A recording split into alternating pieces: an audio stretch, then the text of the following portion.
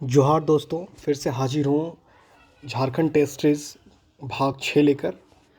आशा करता हूँ यह वीडियो आपके आने वाले एग्ज़ाम के लिए काफ़ी मददगार साबित होंगे। धन्यवाद। तो आइए प्रश्न को देखते हैं। पहला प्रश्न है, किस दिन को international plastic bag free day घोषित किया गया है? तो जो इंटरनेशनल प्लास्टिक फ्री डे जो घोषित किया गया है वो आपका 3 जुलाई है। अगला प्रश्न है, गोत्र शब्द का प्रयोग सर्वप्रथम हुआ था। तो जो गोत्र शब्द का जो सर्वप्रथम प्रयोग हुआ था वो ऋग्वेद में हुआ था। कहाँ हुआ था? ऋग्वेद में हुआ था। और पूछा जाए कि कितने प्रकार के वेद हैं, तो हमारे जो वेद का वर्णन है वो चार प्रकार के वेद पाए जाते हैं। और सबसे पुराना वेद का अगर बात किया जाए तो सबसे पुराना वेद ऋग्वेद है। ठीक है, अगला प्रश्न देखते हैं। भारत में आस्तिक तथा नास्तिक संप्रदायों में कौन सा विभेदक लक्षण है? ठीक है, मतलब पूछ रहा है कि आस्तिक और नास्तिक में क्या फ़र्क है। तो जो फ़र्क है वो है वेदों की प्रामाणिकता में आस्था। ठीक है, जो वेदों की प्रामाणिकता में आस्था है वो नास्तिक और आस्तिक में फ़र्क के बारे में बताता है। ठीक है, अगला प्रश्न है, कदम राजाओं की राजधानी थी। तो कदम राजधानियों की जो राजधानी थी वो आपकी थी वनवासी। कहाँ थी? वनवासी। और थोड़ा सा डिस्क्रिप्शन देख लेते हैं इसमें। कदम राजवंश की जो स्थापना है वो मयूर शर्मा ने की थी और कहा जाता है कि इसकी राजधानी बनवासी थी। और ये 18 अश्वमेध यज्ञ के लिए ब्राह्मणों की असंख्य गांव दान किए और ये चालुक्य राज में मिला लिया। जो पुलकेशिन द्वितीय का एक समय काल था, हिस्ट्री में अगर आप जानते होंगे, तो पुलकेशिन द्वितीय ने अपने राज्य में कदम वंश को मिला लिया था। तो अगला प्रश्न है, विक्रमशिला महाविहार की स्थापना किस वंश के शासक द्वारा की गई थी? तो विक्रमशिला जो है वो पाल वंश के शासकों द्वारा की गई थी। विक्रमशिला जो है वो पाल वंश के शासकों द्वारा की गई थी। किसके द्वारा? पाल वंश के शासकों द्वारा। अगला प्रश्न है, तूतीय हिंद अमीर खुसरो का जन्म हुआ था। ये मोस्ट इंपॉर्टेंट क्वेश्चन है, कई एग्जामों में रिपीटेड है कि तूतीय हिंद जो अमीर खुसरो था उसका जन्म किस क्षेत्र में हुआ था? तो तूती हिंद जो अमीर खुसरो का जन्म था वो आपका पटियाली में हुआ था। कहाँ हुआ था? पटियाली में हुआ था। जो अगर वर्तमान क्षेत्र पूछा जाए तो पश्चिम उत्तर प्रदेश का जो एटा क्षेत्र है उसके करीब है ये पटियाली। पटियाली यूपी में पड़ता है और ये नॉर्थ यूपी में है। ठीक है, अगला प्रश्न है कि निम्नलिखित में से किसने भारतीय विश्वविद्यालय में धार्मिक शिक्षा के लिए प्रबल रूप से वकालत की थी? ठीक है, भारतीय विश्वविद्यालय में धार्मिक शिक्षा के लिए प्रबल रूप से जिसने वकालत की थी वो आपका थे मदन मोहन मालवीय। कौन थे? मदन मोहन मालवीय। और मदन मोहन वाल्मीकि के बारे में और एक इम्पॉर्टेंट पॉइंट है कि ये जो आपके जो बनारस यूनिवर्सिटी है, जो बनारस हिंदू विश्वविद्यालय की स्थापना 1916 में इन्हीं के देख रेख में हुआ था। तो ये इंपॉर्टेंट क्वेश्चन है, अगर पूछा जाए कि बनारस यूनिवर्सिटी की स्थापना किसके कार्यकाल में हुई थी, ये तो हुई थी मदन मोहन मालवीय के कार्यकाल में। और पूछा जाए धार्मिक शिक्षा के लिए प्रबल रूप से वकालत की थी तो ये थी मदन मोहन मालवीय। अगला प्रश्न है, नीलगिरी के मेघ बकरियाँ पाई जाती हैं। ठीक है, तो नीलगिरी की जो मेघ बकरियाँ पाई जाती है वो इरवाकुलम राष्ट्रीय पार्क में पाई जाती है। ठीक है, इरवाकुलम राष्ट्रीय पार्क में पाई जाती है। अगला प्रश्न है,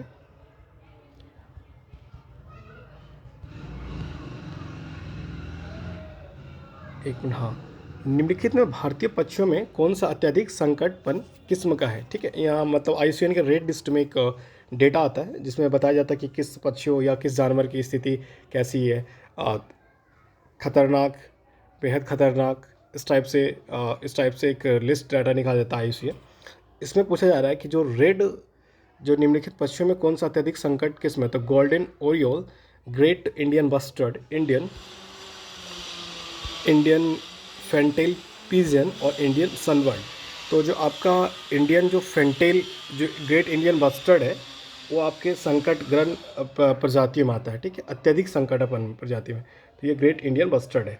और अगर पूछा जाए ग्रेट इंडियन बस्टर्ड तो ये राजस्थान के मरुस्थल में पाए जाने वाला एक संकटपन्न पक्षी घोषित किया गया है। ठीक है, अगला प्रश्न है, राउरकेला इस्पात संयंत्र को लो एस की आपूर्ति होती है। जो राउरकेला में जो आपका इस्पात कारखाना है उसकी जो लो एस्क की पूर्ति होती है वो कहाँ से होती है? ठीक है, तो क्योंझर से होती है, इसकी जो पूर्ति होती है वो क्योंझर से होती है, ठीक है। और कोयला की पूर्ति झरिया और बोकारो से होती है, और मैग्नीज की पूर्ति क्योंझर से होती है, और जो विद्युत की और जो जल और विद्युत की जो आवश्यकता होती है वो आपकी शंख नदी से प्राप्त होती है। तो इस प्रकार से ये आपने हम लोगों ने देखा कि राउरकेला में जो प्राप्त है उसके जो तत्व है वो या संपदा वो कहाँ कहाँ से मिलती है। अगला प्रश्न है, सूची 1 को सूची 2 से मिलाना है, और ये क्वेश्चन कई एग्जामों में रिपीट है, तो याद रखिएगा कि ये वीवीआई क्वेश्चन है। कभी पूछा है कि जो आपके चक्रवात है वो किस क्षेत्र में क्या कहा जाता है। तो आइए देखते हैं। ऑस्ट्रेलिया में चक्रवात को विली विली के नाम से जाना जाता है, ठीक है। चीन में जो चक्रवात है वो आपके टाइफून के नाम से जाना जाता है, ठीक है। चीन के नाम से टाइफून लगेगा कि चीनी कोई शब्द या जापानी शब्द है, तो उस हिसाब से टाइफून हुआ। और भारत में सबको पता है कि भारत में चक्रवात को चक्रवाती बोला जाता है, इसलिए हम लोग चक्रवात शब्द यूज़ कर रहे हैं। और जो आपका डी है वो जो यूएस मतलब अमेरिका है उसमें ये हरिकेन के नाम से जाना था, ठीक है। तो आपको ये शब्द से पता चल रहा होगा किस क्षेत्र में किस टाइप की बोलियां बोली जाती हैं। तो चीन टाइफून मतलब एक चाइनीज़ वर्ड लग रहा है, तो याद रखिएगा। तो उस हिसाब से आपका जो आंसर है यहाँ पे वो हो जाएगा बी, उस हिसाब से आपका हो जाएगा बी। अगला प्रश्न है, उत्तर कोरिया दक्षिण कोरिया की अंतर्राष्ट्रीय सीमा, ठीक है, जो निर्धारित होती है वो किस रेखा के तहत होती है, ठीक है। तो जो अंतर्राष्ट्रीय और उत्तरी कोरिया और दक्षिण कोरिया की जो रेखा होती है वो आपकी 38 डिग्री उत्तरी अक्षांश के द्वारा डिवाइड है, ठीक है। 38 डिग्री उत्तरी अक्षांश के द्वारा डिवाइड है। अगला प्रश्न है, और थोड़ा सा दक्षिण कोरिया के बारे में और थोड़ा रेखा के बारे में कुछ पढ़ लेते हैं। जो मैकमोहन रेखा है वो भारत और चीन के डिवाइडेड है, और मैगिनॉट एक रेखा है जो फ्रांस और जर्मनी के बीच है, और डुरंड लाइन जो है वो भारत और पाकिस्तान अफगानिस्तान के बीच है। ये सब इंपॉर्टेंट लाइन है क्योंकि अभी अफगानिस्तान का मुद्दा काफ़ी हमारे न्यूज़ चैनल में रहा या काफ़ी सुर्खियों में रहा है। तो अब याद रखिएगा जो भारत और अफगानिस्तान के बीच का जो रेखा है वो आपका मैकमोहनी डुरंड रेखा है, ठीक है। अगला प्रश्न देखते हैं, विश्व की सूती वस्त्रों के अग्रणी उत्पादक देश कौन सा है, ठीक है। तो हमेशा याद रखिएगा अगर अग्रणी उत्पादक के देश में तो ज़्यादातर जो आंसर है वो चाइना होता है। क्या होता है? ज़्यादातर जो आंसर होता है वो चाइना होता है। तो इस हिसाब से यहाँ पे इसका आंसर होगा चीन। अगला है, मानव विकास की दृष्टि से भारत का सर्वाधिक विकसित राज्य कौन सा है, ठीक है। मानव विकास के जैसे ह्यूमन डेवलपमेंट जो होता है या जिस हिसाब से आप बोल सकते हैं उसको कि किस हिसाब से किस क्षेत्र में कितना काम हुआ है, वहाँ के लोग कितने बेहतर हैं, तो उस हिसाब से सबसे बेहतर यहाँ केरल है, ठीक है। और केरल में जो दृष्टि से सर्वाधिक विकसित राज्य है, ठीक है, तो सर्वाधिक जो विकसित राज्य है वो केरल है। अगला जो प्रश्न है वो आपका है, हाँ अगला प्रश्न है, संयुक्त राज्य अमेरिका के बाद विश्व की दूसरी सबसे बड़ी अर्थव्यवस्था कौन सी है, ठीक है। तो अमेरिका की जो अर्थव्यवस्था है लगभग आपकी जो व्यवस्था है वो आपकी लगभग 20 ट्रिलियन डॉलर के करीब है, और जो आपकी जो चाइना की अर्थव्यवस्था है वो लगभग 14 ट्रिलियन डॉलर के करीब है। तो जो सेकेंड है वो चीन की है, ठीक है।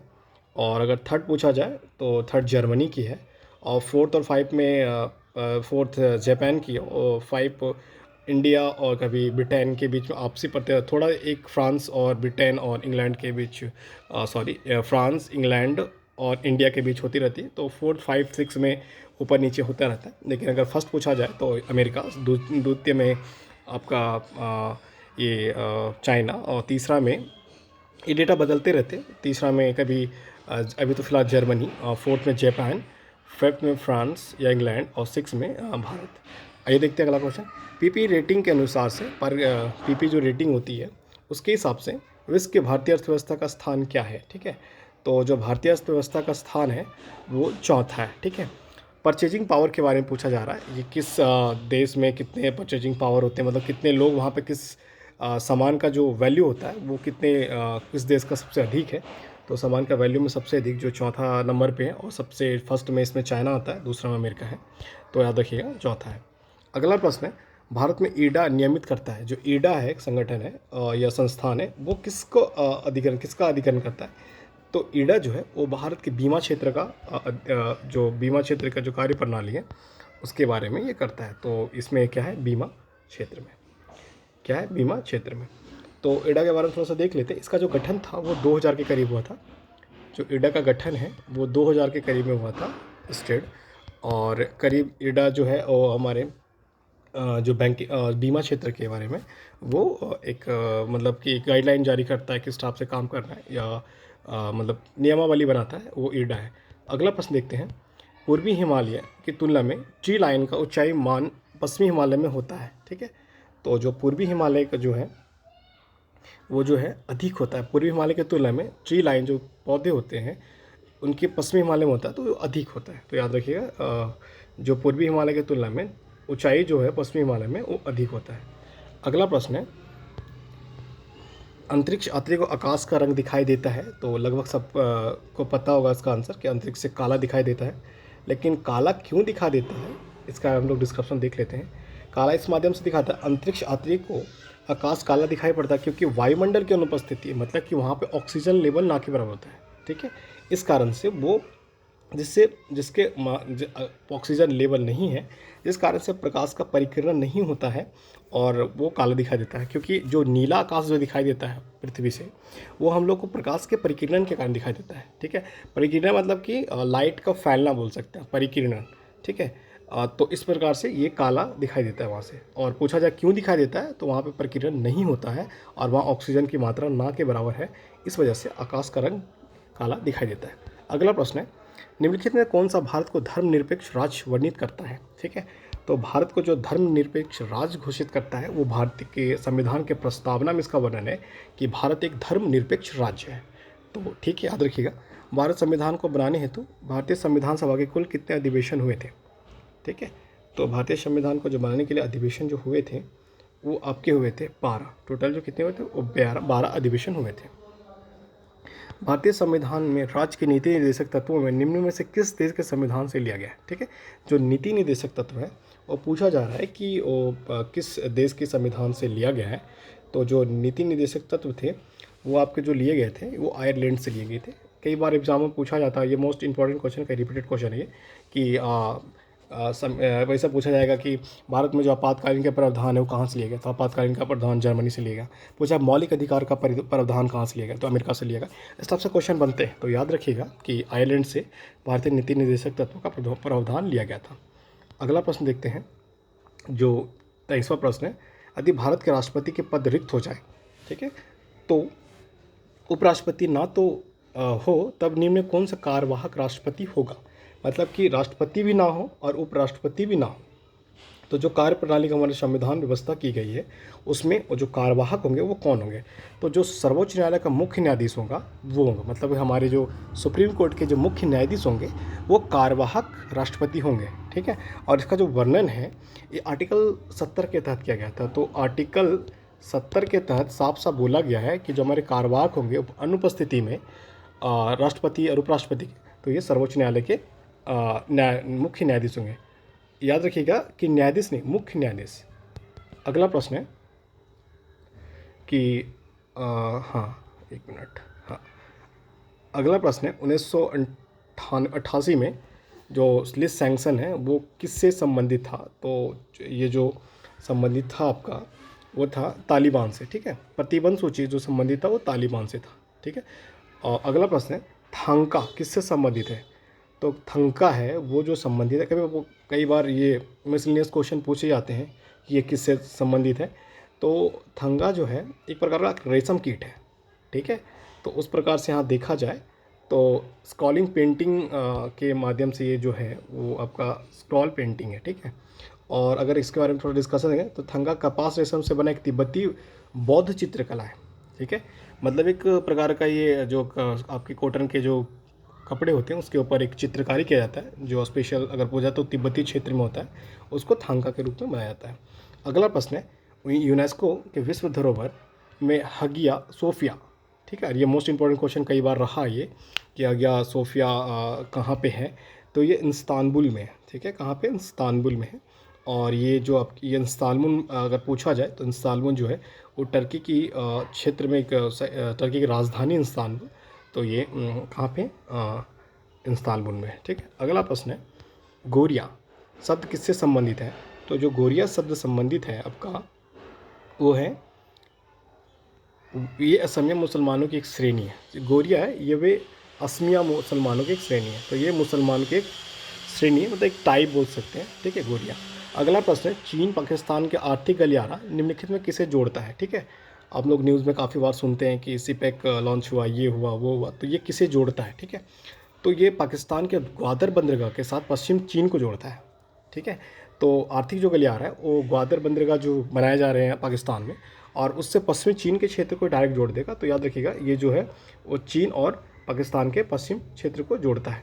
अगला प्रश्न है, कोकण शक्ति पहला स्त्री सेवा अभ्यास भारत में निम्नलिखित में किस देश के बीच आयोजित किया गया, ठीक है। कोकण शक्ति, तो कोकण शक्ति जो है वो हमेशा याद रखिएगा, कोकण जो शक्ति है आपके ब्रिटेन और भारत के बीच आयोजित किया जाता है। तो इसके हिसाब से ब्रिटेन और भारत का होगा, ब्रिटेन और भारत के बीच। अगला प्रश्न है, यूएसए द्वारा मध्यस्थता की गई अब्राहम समझौता ने निम्नलिखित में किस देश के साथ राजनीतिक संबंध स्थापित किए हैं, ठीक है। तो जो अब्राहम समझौता जो थे वो आपके यूएई के साथ, यूनाइटेड अरब अमीरात के साथ, ये करंट से रिलेटेड क्वेश्चन है जो काफ़ी इंपॉर्टेंट है कि अब्राहम समझौता क्या था। तो ये जो थे संयुक्त राज्य अमीरात और इजराइल के बीच एक समझौता हुआ था, उसके अब्राहम अकॉर्ड के नाम से जाना जाता है। तो आशा करता हूँ ये वीडियो आपके आने वाले एग्ज़ाम में काफ़ी मददगार साबित होंगे। धन्यवाद, और जल्द ही वीडियो लेकर मैं नेक्स्ट भाग हाजिर होऊंगा।